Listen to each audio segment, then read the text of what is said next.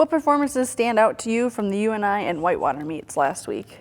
Well, the Whitewater meets, I would say, we're definitely grateful we attended that meet. We hadn't been there since we opened up our indoor facility. So great national Division III competition. And so I would have to say on Friday night, our men's 800-meter runners, I mean, we went 2-3. We had, 5 guys in the top 10, the 800, all sub 157, 158. That's a bright spot for us. Hermson in the 15 in the mile was second as well. And so that kind of tells you where we're at, and we're making progress from that standpoint. At UNI on the men's side, it was an opportunity for some of our kids just to get a event in.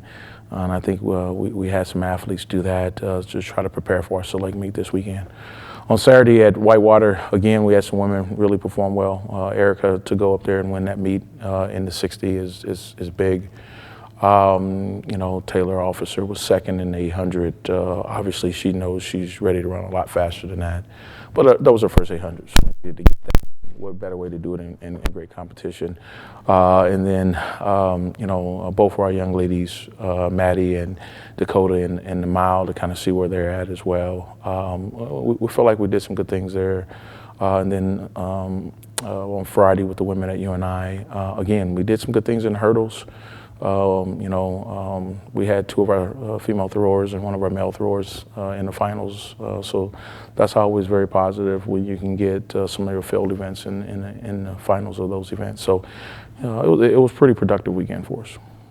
You host your annual indoor select meet this weekend. What teams will be here, and how will you measure success in that meet? Well, again, this will be back-to-back weeks of a top Division III competition. You got lacrosse women will be here. Platteville men and women, St. Thomas men and women, Central men and women, Carlton, Whitewater men and women. I mean, it's a big time meet, and so we're pretty excited about what presents the opportunities that will present for our student athletes. Measuring success is not necessarily focusing on winning the meet. That's always a plus, but having our athletes perform well in those events as we're trying to get ready. I mean, conference is 4 weeks away. So we're kind of at the top of that pyramid. Now we're starting to work down and taper down a little bit and get ready for that championship part of the season. So we really need to measure ourselves of how we compete against some of the top Wisconsin schools and top Minnesota private schools.